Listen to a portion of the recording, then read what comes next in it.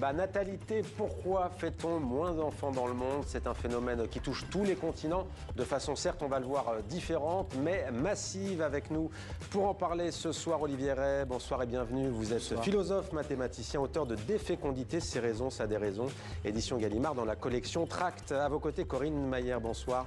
Bienvenue, vous êtes économiste, psychanalyste, écrivaine. Votre livre No Kid, 40 raisons de ne pas avoir d'enfants a été traduit en 15 langues. Il a connu un franc succès. Il est réédité en poche. Je signale aussi votre tout nouveau livre, Non Merci, l'art heureux de se désengager. C'est aux éditions de l'Observatoire. Et avant de vous donner la parole, messieurs, dames, on fait le point sur la natalité dans le monde avec Hugo Barbieux qui est avec nous. Bonsoir Hugo. Alors pour commencer, on a beaucoup entendu parler ces dernières semaines de la baisse de la natalité en France, mais le pays qui fait l'actualité en la matière aujourd'hui, c'est la Chine. Oui, Mohamed. L'année passée, seulement 7,92 millions de bébés sont nés en Chine, soit 5,63 naissances pour 1000 habitants. Rien à voir donc avec les années 80 où ce taux atteignait presque 18 naissances pour 1000 habitants. Le taux de la natalité a ainsi chuté de 17% par rapport à 2024. Aujourd'hui, ce taux de natalité en Chine est aussi faible qu'en Italie, au Japon ou encore en Ukraine. Et quelles conséquences sur la population chinoise, Hugo? Eh bien, les Nations Unies, Mohamed, prévoient que la Chine passera de 1,4 milliard d'habitants aujourd'hui à seulement 633 millions d'habitants en 2100. En 2023, la Chine a déjà été détrônée par l'Inde comme nation la plus peuplée au monde. Et précision importante, on va parler de cette question ce soir dans ce débat. Les autorités chinoises prennent très au sérieux le problème. Oui, Mohamed, Pékin a mis en place une politique nataliste, fin de la politique de l'enfant unique depuis 10 ans déjà, mais aussi maintenant mise en place d'une aide de 500 $ pour la garde des enfants, suppression des frais de crèche publique et, plus étonnant, augmentation de 13% de la TVA sur les contraceptifs, y compris les préservatifs. Pourtant, il reste beaucoup de freins à la natalité en Chine, comme l'explique cette habitante de Pékin. Écoutez. La pression immense qui pèse aujourd'hui sur les jeunes en Chine, qu'il s'agisse de l'emploi ou de la vie quotidienne, n'a absolument rien à voir avec les préservatifs. La raison principale est que la société chinoise est très divisée par les classes sociales. Les riches sont trop riches et les pauvres restent pauvres. Tout le monde est très incertain quant à l'avenir, ne sait pas où se trouve son avenir et manque de confiance en celui-ci, ce qui peut les dissuader d'avoir des enfants. Une analyse très sociologique de cette habitante chinoise. Et cette tendance, elle est donc mondiale, Hugo? Eh bien oui, Mohamed, déjà un petit coup d'œil sur cette courbe. On voit que les naissances dans le monde vont encore progresser pendant une vingtaine d'années. Et puis, c'est la dégringolade selon ces chiffres des Nations Unies. Ce qu'il faut bien comprendre, c'est que pour qu'une génération en engendre une suivante de même effectif, il faut environ 2 enfants par femme. Eh bien, regardez cette carte. Ce taux n'est plus atteint dans la plupart des régions du monde. Il faut aller vers le Pakistan, l'Afghanistan et les régions très pauvres des vallées du Gange pour avoir encore un taux de 3 enfants par femme. Sinon, eh bien, c'est en Afrique subsaharienne, en Afrique centrale, au Sahel et dans la Corne de l'Afrique où là, on a encore plus de 5 enfants par femme. C'est-à-dire que l'Afrique reste le moteur mondial de la natalité? Oui, Mohamed, mais pour combien de temps encore?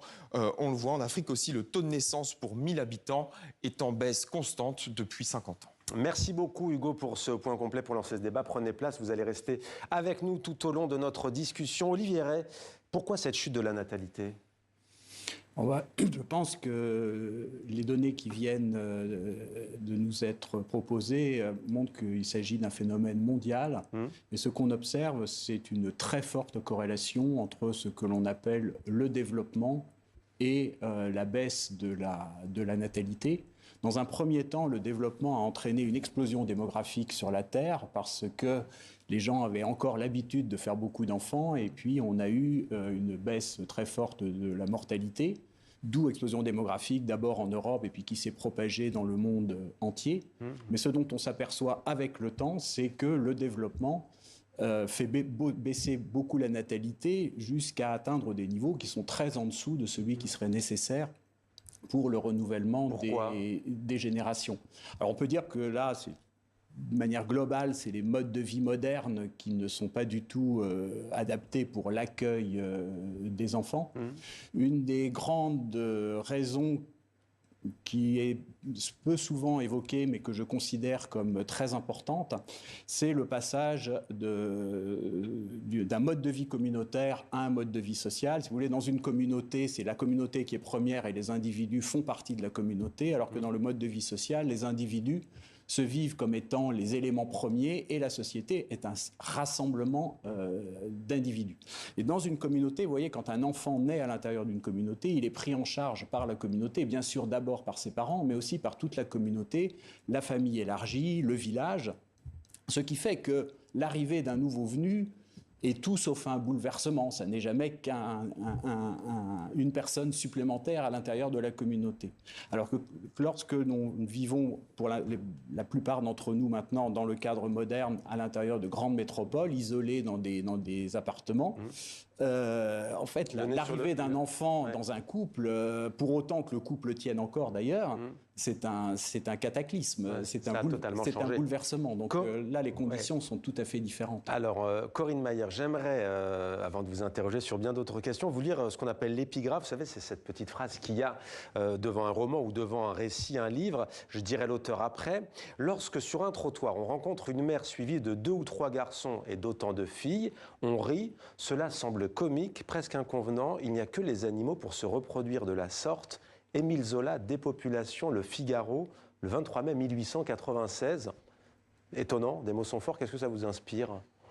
Pas grand-chose, ça m'étonne un peu. En fait, je trouve ça un peu... Enfin, sorti du contexte, comme ça m'évoque rien du tout. En fait, ça m'évoque quelque chose d'un peu déplacé, disons. Il y a quand même le regard, effectivement, aujourd'hui dans la rue. C'est vrai que si on le transpose aujourd'hui, là on est fin 19e siècle, voir une maman avec 4, 8 enfants, ça interpelle en fait. Oui, il y a le regard. C'est vrai que, mais bon, je pense qu'il faut quand même admettre qu'il en faut vraiment beaucoup pour étonner. Mais enfin, effectivement, au-delà de 3, ça surprend, c'est vrai. Oui. Alors, vous aviez donc frappé fort avec votre livre, Corinne Mayer. À votre avis, d'ailleurs, pourquoi fait-on moins de bébés à cause des contraintes, aussi par préférence individuelle ? Alors, moi, je préfère élargir l'image et penser qu'il y a une sorte de tendance dans la société aujourd'hui qui touche différents domaines. Un phénomène de repli, en fait, de mise à distance. D'ailleurs, c'est ce qu'évoquait très bien la jeune femme chinoise qu'on a vue tout à l'heure, en fait, qui expliquait bien les causes de la dénatalité chinoise, mais je pense que ça touche à beaucoup de domaines. Donc, le travail... la fécondité, l'engagement dans la société, le vote. Enfin, il y a beaucoup de domaines qui sont touchés par ce repli qui, à mon avis, est un repli fécond. Ce que j'appelle, moi, le ne-païsme, c'est-à-dire préférer ne pas pour se mettre un petit peu à l'abri d'une société de consommation, une société de compétition. Ouais. Mais est-ce que vous diriez aussi qu'il y a moins le poids de l'injonction, c'est-à-dire que l'enfant, c'est le tabou absolu, est-ce que vous diriez que les injonctions, les normes sociales ont moins prise et qu'aujourd'hui, beaucoup de femmes, beaucoup d'hommes assument très bien de dire « moi, je n'ai pas d'enfant, d'ailleurs, je n'en veux pas ». Oui, on a changé de paradigme, en effectivement, il y a eu des prises de parole là-dessus, notamment chez les femmes, parce qu'auparavant, les hommes étaient muets sur ces questions. On ne leur demandait pas grand-chose, à vrai dire, mais les femmes se sentaient un petit peu poussées à dire que oui, elles auraient bien voulu, mais elles n'ont pas pu, alors qu'en fait, un certain nombre de femmes ont toujours refusé d'avoir des enfants. Enfin, ça a toujours existé, donc ça n'a rien de nouveau, mais c'était difficile à dire.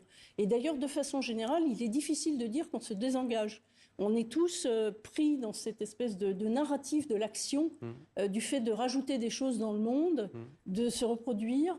Et on est pris dans cette injonction à vouloir réussir, à vouloir s'engager, à vouloir être toujours plus rapide, toujours plus performant. Et c'est précisément cette spirale qu'il faut essayer de penser, mais en plus de briser. Et j'ai bien fait de citer votre nouveau livre sur le désengagement, parce qu'effectivement, quand je l'ai reçu, je me suis dit, c'est pas sans lien avec le sujet dont on va parler ce soir. Olivier Rey, est-ce que c'est un renoncement, est-ce que c'est voulu, un libre choix, ou est-ce que c'est subi? Parce qu'il y a des questions quand même éminemment philosophique aussi dans ce débat. Vous qui l'êtes, philosophe. Oui, mais pour enchaîner sur ce qui vient d'être dit, c'est vrai qu'aujourd'hui, il y a chez beaucoup de personnes une forme de rivalité qui s'instaure entre, d'un côté, un souci de développement personnel, d'épanouissement personnel, et puis, d'autre part, le fait d'avoir des enfants avec toutes les contraintes qui vont aller avec, les contraintes financières, toute l'énergie qu'il va falloir dépenser. Donc c'est la fin de l'enfant roi. Et non, ça va de pair, parce que c'est précisément aussi parce que l'enfant est roi qu'il demande autant d'énergie et d'attention. Mais il y a une sorte de compétition qu'il y a entre développement personnel et le fait d'avoir des enfants. Alors ce que je conteste, moi, dans cette histoire-là, c'est que je pense que l'épanouissement et la fructification d'une personne passe par l'usage de toutes nos facultés personnelles. Parmi ces facultés naturelles que nous avons le fait de mettre des enfants au monde et de les élever. C'est une faculté extraordinaire.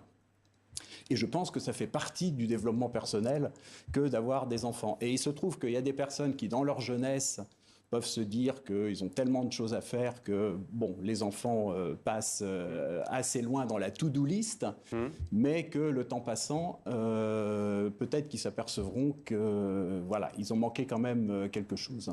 Ça nous permet peut-être de rebondir sur votre livre, Corinne Mire, 40 raisons de ne pas faire des enfants. Est-ce qu'aujourd'hui, vous l'avez écrit il y a 20 ans, c'est ça? Quasiment, en 2007. Quasiment en 2007.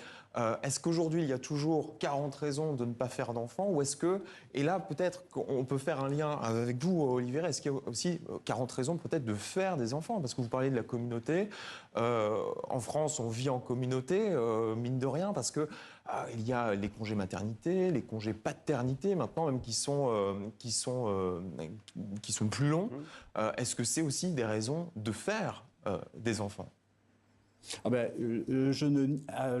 J'approuve tout à fait le fait qu'il y a beaucoup de raisons de ne pas faire d'enfants. Et d'ailleurs, dans le tract que j'ai publié, des fécondités, je dis bien c'est des raisons, ces raisons, ça a des raisons. Alors attendez, donnez-nous des exemples, parce que Hugo, vous posez d'abord la première question à vous, pardonnez-moi, vous allez nous en donner, mais des exemples. Alors donnez-nous envie à celles et ceux qui ne l'ont pas encore lu de lire votre livre. Quelques raisons de ne pas avoir d'enfants. D'abord le coût, puisque le coût pour les familles, c'est à peu près 300 000 € depuis la naissance jusqu'aux 20 ans de l'enfant. Et ensuite, c'est le temps qui est surtout, le temps qui pèse sur les épaules des femmes principalement, puisqu'elles effectuent les 2/3 du travail domestique, encore et toujours. Et cette mauvaise répartition semble persister.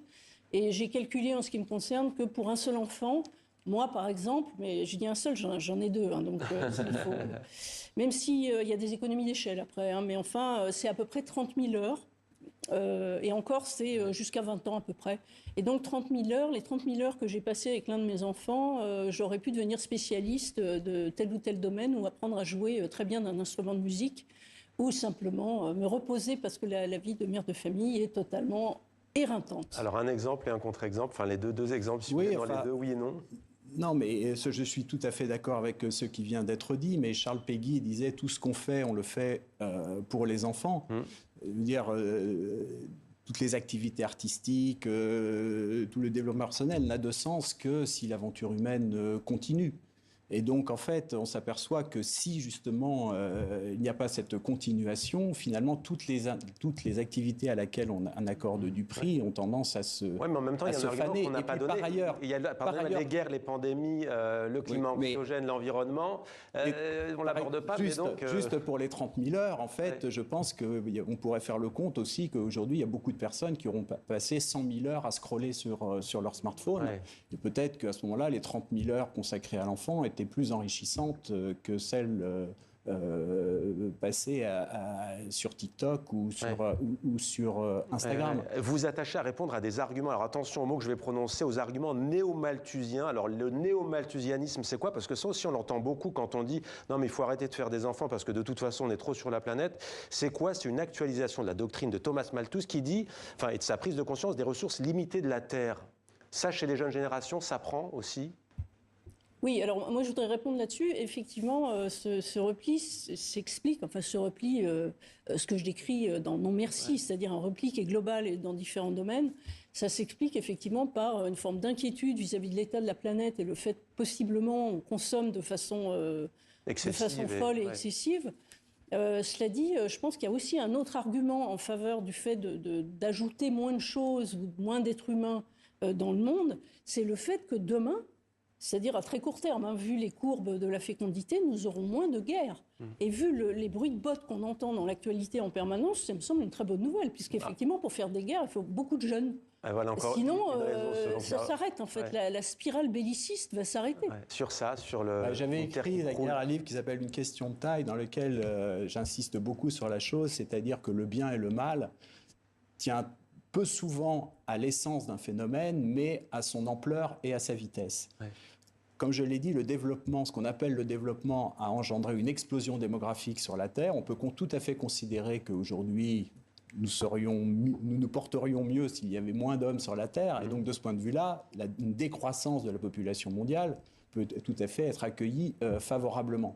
La question, c'est à quelle vitesse, hein. C'est-à-dire qu'il y ait une certaine décroissance, très bien, mais si la décroissance est trop rapide, c'est 600 000 en Chine dans combien de temps, cataclysmique. Quand on voit une population d'ici 2100, divisée par 2 en 60, plus que 2 en 70 ans, si on prend des taux de natalité de 1,2 comme c'est le cas en Italie ou en Pologne, vous vous rendez compte qu'en une génération, la population a diminué de 40%.